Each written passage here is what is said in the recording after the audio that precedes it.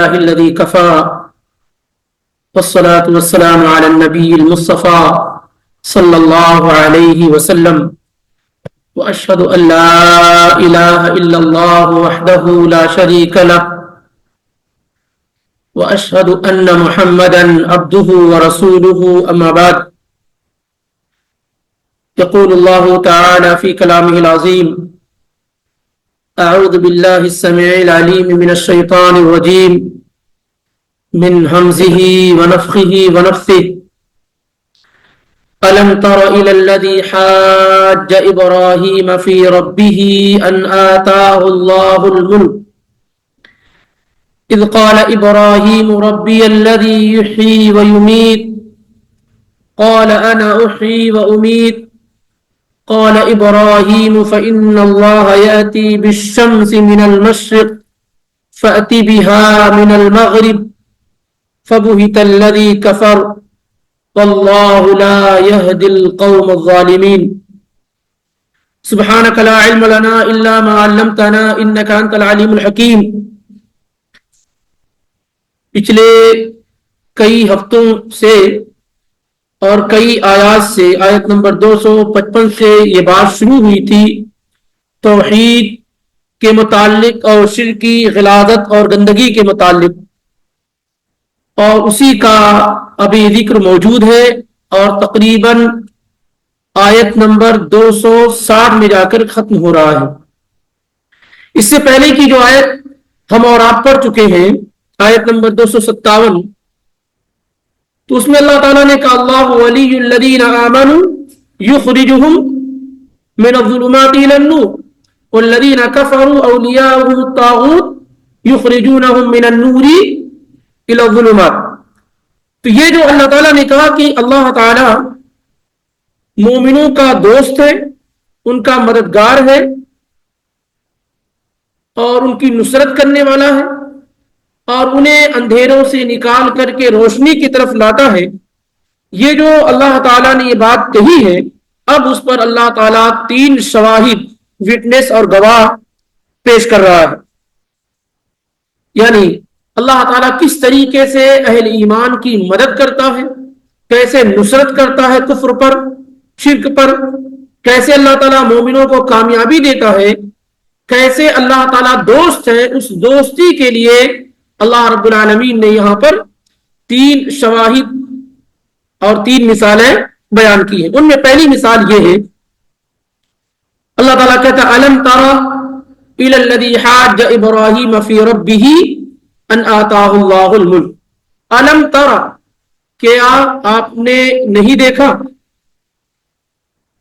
یہ اس طرح کے کلمات قرآن حکیم میں کئی مقامات پر آپ کو ملیں گے. الم تر کیف فعل ربک باصحاب الفیل.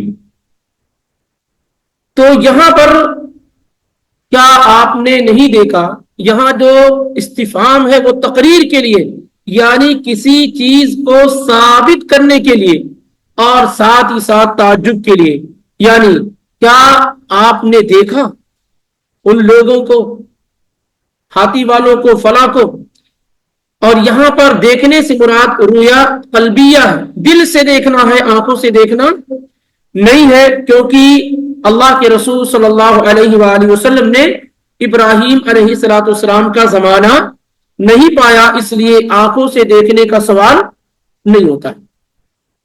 لیکن کبھی کبھار کوئی چیز آنکھوں سے نہ بھی دیکھی جائے لیکن اتنی یقینی ہوتی ہے کہ اس میں کوئی شک اور شبہ نہیں ہوتا. جیسے اللہ تعالیٰ کو ہم نے نہیں دیکھا، آنکھوں سے ہم نے اللہ تعالیٰ کو نہیں دیکھا، لیکن اللہ کے ہونے پر کیا ہے، کتنا بڑا یقین ہے. نہ جنت کو دیکھا نہ جہنم کو دیکھا، لیکن ایسے گویا کہ ہم جنت اور جہنم کو دیکھ رہے ہیں، ہم نے اللہ کے پیغمبر کو بھی نہیں دیکھا، لیکن ایسا ہو رہا ہے کہ ہم اللہ کے پیغمبر کو دیکھ رہے ہیں، صحابہ کو دیکھ رہے ہیں. یہ رؤیا قلبیہ ہے، یعنی یہ چیزیں اتنی یقینی ہیں کہ ان کے ہونے میں کوئی شک اور شبہ نہیں ہے. تو الم ترى، کیا آپ نے نہیں دیکھا، الی الذی حاج ابراہیم، اس شخص کو جو محاجہ کر رہا ہے، آرگومنٹس کر رہا ہے، حجت کر رہا ہے، کس سے؟ ابراہیم علیہ السلام سے. کیا آپ نے उस शख्स को देखा जो इब्राहिम अलैहिस्सलातु वस्सलाम से हुज्जत कर रहा, आर्गुमेंट कर रहा है। किस सिलसिले में? फी रब्बिही। अब इसमें जो ज़मीर है फी रब्बिही, इब्राहिम अलैहिस्सलातु वस्सलाम के रब के सिलसिले में, या ये कि वो शख्स जो मुबाहसा कर रहा है, जो आर्गुमेंट कर रहा है, उसके रब के सिलसिले में। ज्यादा अकरब और दुरुस्त बात इब्राहिम अलैहिस्सलातु वस्सलाम के रब के सिलसिले में है। क्या आपने नहीं देखा उस शख्स को जो इब्राहिम अलैहिस्सलातु वस्सलाम से मुहाजा कर रहा है, डिबेट कर रहा है इब्राहिम अलैहिस्सलातु वस्सलाम के रब के सिलसिले में? ये कौन शख्स है? इस सिलसिले में वाज़ेह तौर पर कुरान और हदीस में कोई जिक्र मौजूद नहीं है। बाज़ तफसीर निगारों के, तफसीर बयान करने वाले मुफस्सिरीन की राय के मुताबिक, जैसा कि इमाम मुजाहिद है, इमाम क़तादा है, मुक़ातिल है, इन लोगों ने बयान किया है कि ये शख्स नमरूज था या नमरूद था, दोनों अलग अलग हैं। यही नाम अक्सर मुफस्सिरीन ने बयान किया, लेकिन इस्लाम की ऑथेंटिकेशन न अल्लाह के नबी अलैहिस्सलातु वस्सलाम से है और ना ही कुरान में इसका जिक्र किया गया, क्योंकि ये बहुत ज्यादा इंपॉर्टेंस और अहम नहीं है। लेकिन ये नाम आमतौर से मुफस्सिरीन बयान करते हैं। अलम तरा इलल्लज़ी हाज्ज इब्राहीम, क्या आपने नहीं देखा उस शख्स को जो इब्राहिम अलैहिस्सलातु वस्सलाम से उनके रब के बारे में क्या है, सवाल कर रहा है, डिबेट कर रहा है, आर्गुमेंट्स कर रहा है। कौन सा शख्स? अन आताहुल्लाहुल मुल्क, वो शख्स जिसे अल्लाह ने बादशाहत दे रखी है, जिसे अल्लाह ताला ने बादशाहत दे रखी है। और वो शख्स इब्राहिम अलैहिस्सलातु वस्सलाम से इब्राहिम के रब के बारे में क्या है, आर्गुमेंट्स कर रहा है, हुज्जत कर रहा है। इब्राहिम ये इसी आयत के अंदर 3 मरतबा आया हुआ है। इसी एक आयत के अंदर लफ्ज इब्राहिम 3 मरतबा आया हुआ है और इसमें 2 लुगत है, एक इब्राहिम जो हम कहते हैं और दूसरी इब्राहाम, और ये दोनों दुरुस्त और सही है। और 7 मशहूर जो किरात है उनमें से इब्राहाम भी है। तो अगर कोई आदमी इब्राहाम भी कहता है तो कोई हर्ज नहीं है, दोनों सही, इब्राहिम और इब्राहाम दोनों सही है। अब सवाल यह है कि वो शख्स किस तरीके से आर्गुमेंट्स कर रहा है। जाहिर है उसका सवाल होगा कि तुम्हारा रब कौन है। उस बादशाह ने इब्राहिम अलैहिस्सलातु वस्सलाम से इस तरह का सवाल किया होगा कि तुम्हारा रब कौन है, अल्लाह कौन है, किसकी तुम इबादत करते हो। तो इब्राहिम अलैहिस्सलातु वस्सलाम ने उसका जवाब इस तरीके से दिया, इज़ क़ाल इब्राहीम रब्बी अल्लज़ी युह्यी व युमीत। जब इब्राहिम अलैहिस्सलातु वस्सलाम ने कहा मेरा रब वो है जो जिंदगी देता है और मौत देता है। जब इब्राहिम अलैहिस्सलातु वस्सलाम से उसका आर्गुमेंट्स हुआ, उसने पूछा कि भाई तुम्हारा रब कौन है। जैसे फिरौन ने मूसा अलैहिस्सलातु वस्सलाम से पूछा तो मा रब्बुल आलमीन, कौन है सारे जहान का पालनहार। तो मूसा अलैहिस्सलातु वस्सलाम ने कहा रब्बुस समावाति वल अर्दि वमा बैनहुमा इन कुंतुम मूक़िनीन, अल्लाह ताला ही क्या जमीन और आसमान का और जो कुछ उसके दरमियान है उसका रब है, अगर तुम यकीन करने वाले हो, मानने वाले। तो इसी तरह का सवाल इस बादशाह ने भी क्या है, इब्राहिम अलैहिस्सलातु वस्सलाम से पूछा, जिसके जवाब में इब्राहिम अलैहिस्सलाम ने कहा कि मेरा रब वो है जो जिंदगी देता है और मौत देता है। अल्लज़ी खलक़ल मौत वल हयात, जिसने जिंदगी और मौत को पैदा किया। अब इसने कहा क़ाल अना उह्यी व उमीत, बादशाह ने कहा कि मैं भी जिंदा करता हूं और मारता हूं, मैं भी जिंदगी देता हूं और मरता हूं। अब उसका यह कहना 2 वजह से हो सकता है। अक्सर मुफस्सिरीन ने कहा कि उसका यह कहना तलबीस है, यानी बात को घुमा फिरा करके लोगों में गलतफहमी डालना, تلبیس کس طریقے سے حق کو باطل کے ساتھ ملا دینا. تو اکثر مفسرین کہتے ہیں کہ اس کے پاس دو لوگ لائے گئے, ایک کو اس نے قتل کرنے کا حکم دے دیا اور دوسرے کو چھوڑ دیا اور کہا دیکھو میں بھی زندہ کرتا ہوں اور میں بھی مارتا ہوں. یہ اکثر مفسرین نے معنی بیان کیا, لیکن زیادہ درست بات یہ ہے کہ اس کا یہ کہنا کہ انا احیی و امید وہ یہ استکبارن تکبر کے طور پہ تھا, انکار کے طور پہ تھا. ابراہیم علیہ السلام سے کٹ حجتی تھی اس کی, وگرنہ وہ اتنا سمجھ رہا تھا کہ یہ میرے اختیار میں نہیں ہے. تو وہ یہ جان رہا تھا کہ جو ابراہیم علیہ السلام نے کہا ربی الذی یحیی و یمیت, میرا رب وہ ہے جو زندہ کرتا ہے جو مارتا ہے, اس سوال کا جواب وہ نہیں ہے جو عام طور سے مفسرین بیان کرتے ہیں کہ ایک دو کو لایا, ایک کو چھوڑ دیا اور ایک کو قتل کر دیا. یہ سوال کا صحیح جواب نہیں ہے. اس لیے دوسری جو رائے مفسرین کی ہے وہ یہ ہے کہ اس نے مکابرتن تکبر اور گھمنڈ سے چور ہو کر کے کہا کہ میں زندہ کرتا ہوں اور میں بھی مارتا ہوں. واللہ عالم یہ معنی زیادہ درست اور صحیح معلوم ہو رہا ہے پہلے معنی کے اعتبار سے, کیونکہ یہ جواب ہی نہیں بنتا ہے ابراہیم علیہ السلام کے سوال کا. قال انا احیی و امیت, ابراہیم علیہ السلام نے فوراً یہ کہا, دلیل پہ دلیل دینا. کہا اچھا, کہا قال ابراہیم فإن اللہ یأتی بالشمس من المشرق فأتی بها من المغرب. ابراہیم علیہ السلام نے کہا میرا اللہ سورج کو مشرق سے نکالتا ہے لاتا ہے, فأتی بها من المغرب, تو مغرب سے ویسٹ سے سورج کو لے کے آجا, نکال دے. جب ابراہیم علیہ السلام نے کہا میرا رب وہ ہے جو زندہ کرتا ہے مارتا ہے, تو کہا میں بھی زندہ کرتا ہوں میں بھی مارتا ہوں. تو فوراً ابراہیم علیہ السلام نے کہا کہ میرا اللہ وہ ہے جو سورج کو مشرق سے نکالتا ہے, تو مغرب سے نکال دے. فبہت الذی کفر, تو جس نے کفر کیا وہ حیران رہ گیا, لاجواب ہو گیا, ساکت ہو گیا. اب اس کے پاس کوئی جواب نہ بن سکا. فبہت الذی کفر.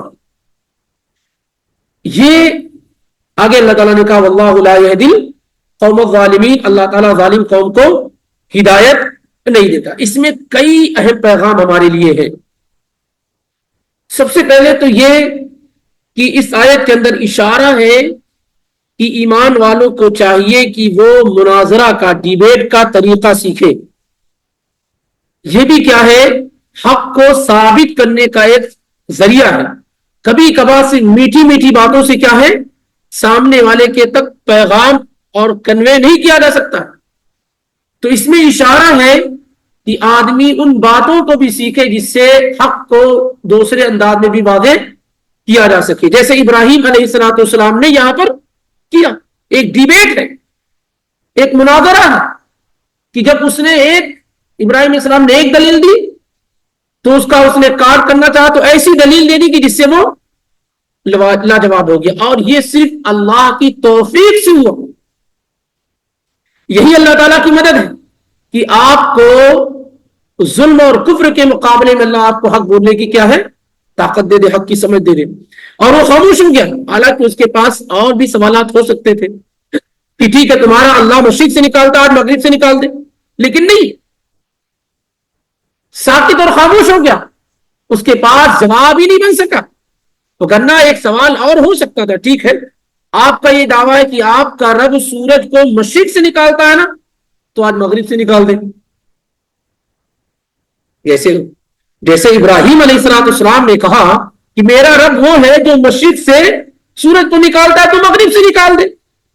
وہ یہ کہہ سکتا تھا, لیکن اللہ نے اسے یہ توفیق نہیں دی. اور ابراہیم علیہ السلام جو اللہ کے سب سے بڑے ولی تھے, ان کی کیا ہے مدد فرمائی. اور یہ واقعی بہت بڑی کیا ہے مدد تھی کہ اللہ تعالیٰ نے ابراہیم علیہ السلام کے ذہن میں وہ بات ڈال دی جس کا جواب کافر سے نہ بن پڑا. تو کبھی کبھار کیا ہے مناظرہ اور ڈیبیٹ وغیرہ کا علم سیکھنا کیا ہے؟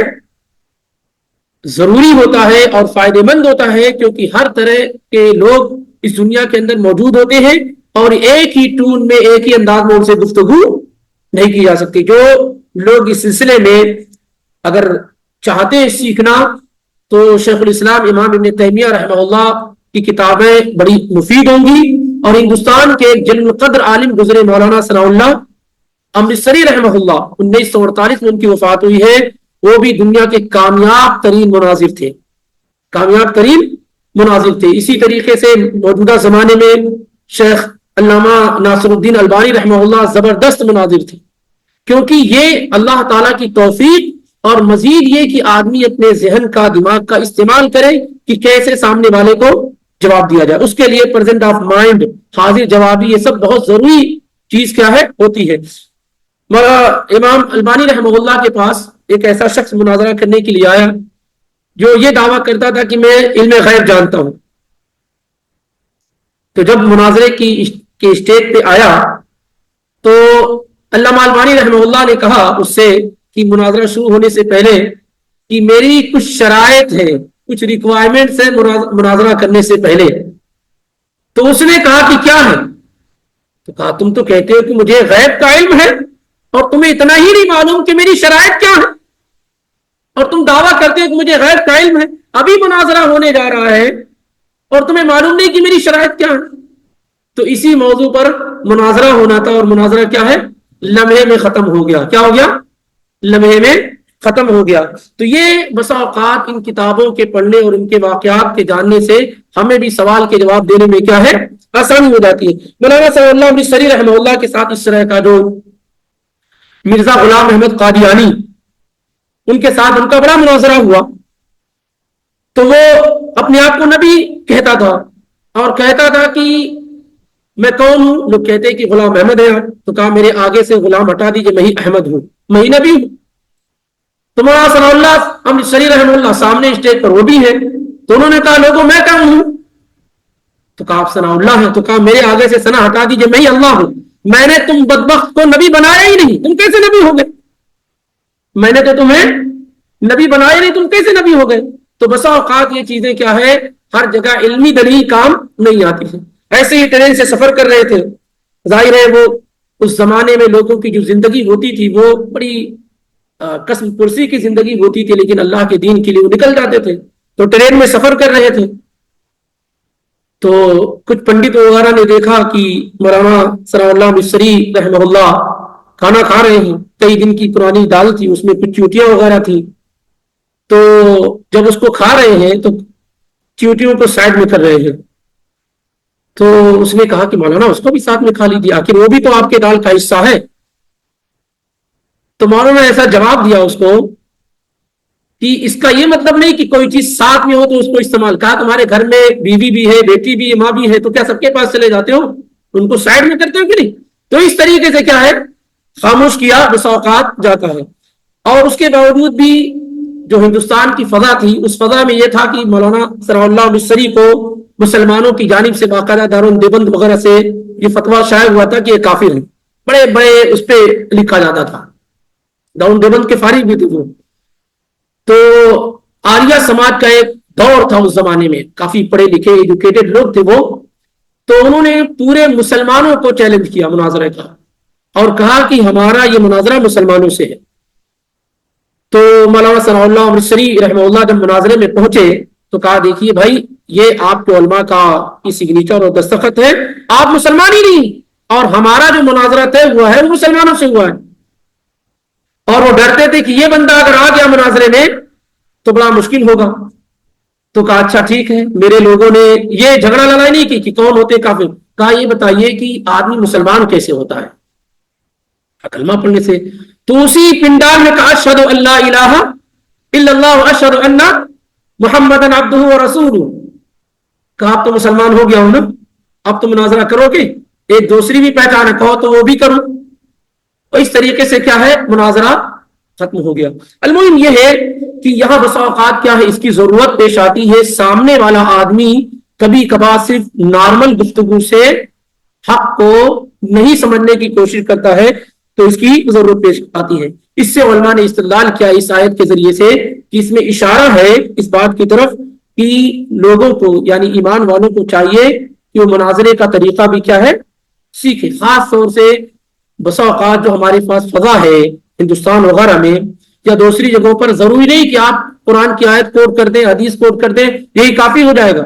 نہیں، بلکہ سامنے والے سے کیسے گفتگو کی جائے اس کا علم ہونا یہ بھی کیا ہے ضروری ہے، اور اللہ تعالیٰ کی توفیق بھی اس میں ایک بڑی اہم ہے.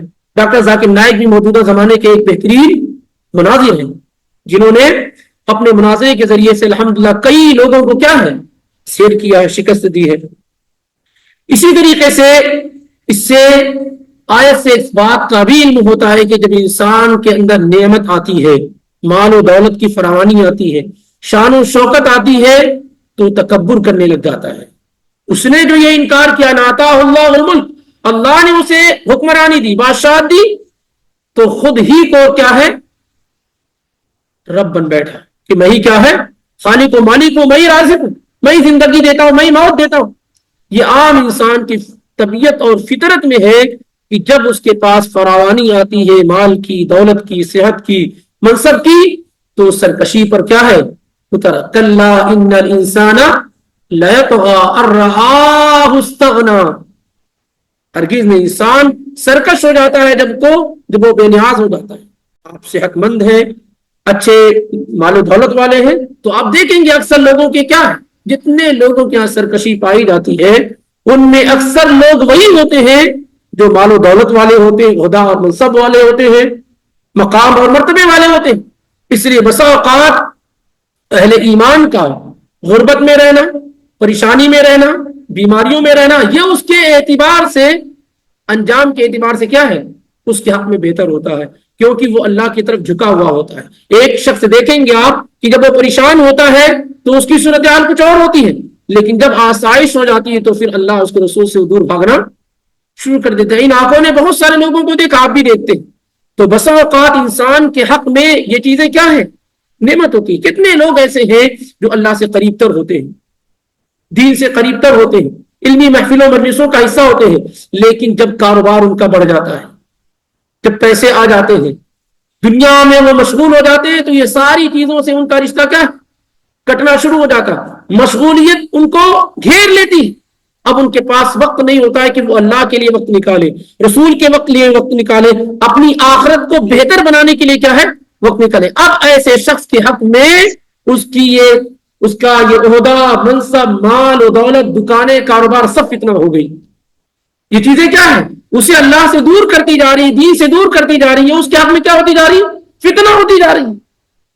آدمی اس کو ریئلائز نہیں کر پاتا، محسوس نہیں کر پاتا، لیکن یہ کیا ہے اس کے حق میں یہ فتنہ ہوتی چلی جاتی ہے. تو بسا اوقات یا اکثر اوقات یہ ہوتا ہے کہ نعمتوں کی آمد کے بعد انسان کے اندر سرکشی شروع ہو جاتی ہے، تواضع نہیں ہوتا ہے، جھکاؤ نہیں ہوتا ہے، تکبر اور انا کی زبان اس کی ہو جاتی ہے.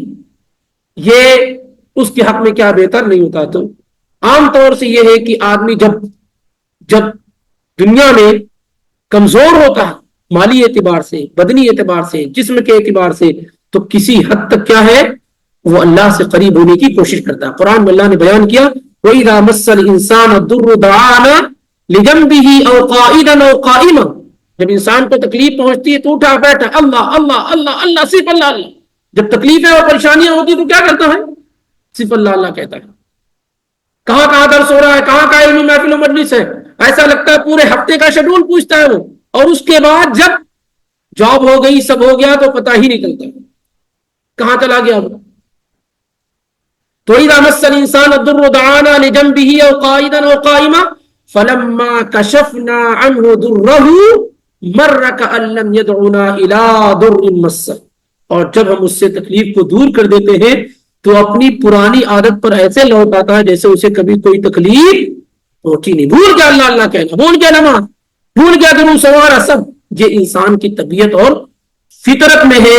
اس وجہ سے جب آپ کو یہ لگنے لگ جائے کہ آپ کی دکانیں، آپ کا کاروبار، آپ کی اولادیں، آپ کے دوست اور یار، یہ ساری کی ساری چیزیں آپ کو اللہ کے دین سے دور کر رہی ہیں، تو وہی سمجھ جائیے کہ آپ کی اولادیں بھی فتنہ ہے، آپ کی بیویاں بھی فتنہ ہے، آپ کے دوست بھی فتنہ ہے، آپ کا کاروبار بھی فتنہ ہے، آپ کا مال بھی فتنہ ہے۔ اگر کوئی ایسی چیز جو آپ کو اللہ کے سے دور کرنے کی کوشش کر رہی ہے تو اس کو آپ اپنے لیے کیا ہے، فتنہ سمجھنا شروع کر دیجئے۔ یہ آپ کے لیے نعمت کسی بھی صورت میں نہیں ہوتی ہے۔ اسی طریقے سے اللہ تعالیٰ نے یہاں ایک اہم بات کی طرف اشارہ بھی کیا کہ ابراہیم علیہ السلام کس قدر حکیم تھے۔ ایسا نہیں کہ اسی بات پر ڈٹے رہے، نہیں میرا ہی رب زندہ کرتا ہے، میرا ہی رب موت دیتا ہے، اس پہ ڈٹے نہیں رہے، بلکہ فوراً کیا ہے، اس دلیل پہ ایک اور دلیل کیا ہے پیش کر دیا، اور سامنے والا کیا ہے اس سے وہ تو ایک اہل ایمان کے پاس، اہل توحید کے پاس اللہ رب العالمین کے ثبوت کے لیے بہت ساری دلائل کیا ہے موجود ہوتی ہے، ایک پر ایک کیا وہ پیش کیے جاتے ہیں، کیونکہ اس دنیا میں سب سے بڑی دلیل کیا ہے، سب سے زیادہ دلیل کون رکھتا ہے؟ سب سے زیادہ دلیلیں اللہ کے ایک ہونے پر ہے، اللہ کے حقیقی معبود ہونے پر۔ روئے زمین پر کسی بھی مسئلے پر اتنی دلائل نہیں ہے جتنی دلائل کیا ہیں اللہ کے ایک ہونے پر ہے، اللہ کے اکیلے معبود ہونے پر ہے۔ اللہ کے علاوہ جتنی چیزیں ہیں سب اس کے ایک ہونے پہ دلیل ہے، ہم بھی ہیں، آپ بھی ہیں، یہ بھی، ہر چیز وفی کل شیء لہو وفی کل شیء ایسے ہیں کہ ہر چیز تدل لہو انہ واحد، ہر چیز میں کیا ہے اللہ کے ایک ہونے کی دلیل ہے، اللہ کے الہ اور معبود ہونے کی دلیل ہے۔ یہاں پر اس آیت سے ایک اور اہم مسئلے کی وضاحت ہو جاتی ہے کہ اس زمانے میں سائنس اور ٹیکنالوجی کا زمانہ ہے، سائنسداں کہتے ہیں کہ زمین گھومتی ہے، سورج نکلتا اور ڈوبتا نہیں ہے، جو ادھر ادھر ہوتا ہے وہ سب زمین کے گھومنے کی وجہ سے ہوتا ہے۔ اس میں اختلاف ہے، لیکن اکثر لوگوں کی یہی رائے ہے جو فلکیات ہیں، وہ یہ نہیں کہتے کہ سورج خود سے نکلتا ہے، آتا ہے، چلتا ہے، غروب ہوتا ہے، وہ اس کو نہیں مانتے۔ قرآن نے اس بات کو بیان کیا ہے یہاں بھی، اور اس کے علاوہ کئی جگہ پر آپ قرآن پڑھیں گے تو آپ کو معلوم ہوگا کہ نبی صلی اللہ علیہ وسلم نے قرآن نے کہا تاتی سورج نکلتا ہے، تتلو نکلتا ہے، تغربو ڈوبتا ہے، یا اسی طریقے سے تدورو گھومتا ہے۔ یہ سارے معنی کیا ہے قرآن میں اور حدیث میں بیان کیے گئے۔ تو سورج کا نکلنا، سورج کا ڈوبنا، چلنا، یہ سب کیا ہے ثابت ہے، نہ یہ کہ یہ زمین پر ٹکا ہوا ہے اور زمین جیسے گردش کرتی اسی حساب سے کیا ہے سورج گردش کرتا، ایسا قطعاً نہیں ہے، بلکہ روایت کا حوالہ صحیح ہے، حدیث صحیح ہے کہ سورج ہر دن نکلنے سے پہلے کیا ہے اللہ سے اجازت طلب کرتا ہے، اللہ رب العالمین سے اجازت طلب کرتا ہے۔ اس وجہ سے ہمارا ایمان اور عقیدہ یہ ہونا چاہیے اس سلسلے میں کہ سورج نکلتا ہے، ڈوبتا ہے، اسی طریقے سے گھومتا ہے، یہ ساری کی ساری چیزیں، نہ یہ کہ یہ زمین کے گھومنے پر کیا ہے ڈیپینڈ ہے، جیسا کہ عام طور سے علماء فلکیات کہتے ہیں۔ یہ پہلی چیز ہوگی۔ دوسری چیز یہ ہے کہ اللہ تعالیٰ کہتا ہے کہ سورج نکلتا ہے، سورج غروب ہوتا ہے، جگہ جگہ حدیث میں اور قرآن میں یہ بات کیا ہے بیان کی گئی ہے۔ صبح کی نماز کے بعد لا صلاۃ بعد الفجر حتی تطلع الشمس، فجر کے بعد نماز نہیں یہاں تک کہ سورج طلوع ہو جائے، نکل جائے۔ ولا صلاۃ بعد العصر حتی تغرب الشمس، اور عصر کے بعد نماز نہیں ہے، عام نوافل نماز نہیں ہے یہاں تک کہ سورج غروب، والشمس تجری لمستقر لها، جگہ جگہ۔ تو اور اللہ سے زیادہ کوئی نہیں جانتا، الا یعلم من خلق، وہ نہیں جانے گا جس نے پیدا کیا سورج کو، نہ ہم نے پیدا کیا، نہ آپ نے پیدا کیا، نہ انہوں نے پیدا کیا۔ سورج کو پیدا کرنے والا اللہ، اور اللہ تعالیٰ کہتا ہے سورج نکلتا ہے، سورج غروب کرتا ہے، سورج تدبیر کرتا ہے، گھومتا ہے، یہ اللہ تعالیٰ بیان کرتا ہے۔ یہ پہلی بات۔ دوسری بات یہ ہے کہ قیامت کے دن عقیدے کو درست کرنا چاہیے، کیونکہ بہت سارے مسلمان یہ سمجھتے صحیح ہے، جو سائنس کہتی ہے وہ کیا ہے صحیح۔ قیامت کے دن آپ سے یہ پوچھا جائے ماذا اجبتم المرسلین، تم نے انبیاء اور رسول کی بات مانی یا نہیں مانی۔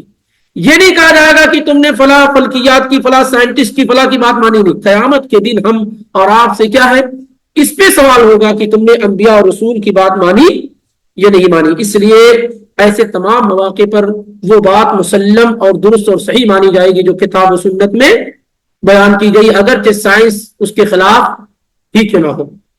اور وقت کے ساتھ کیا ہے اس پر ایمان اور یقین بھی ہو جاتا ہے۔ کئی ایسی چیزیں ہیں جو پہلے یقین میں نہیں تھی لیکن حالات جیسے جیسے آگے بڑھتے گئے لوگ اس کو ماننا شروع کر دیا، تسلیم کرنا شروع کر دیا۔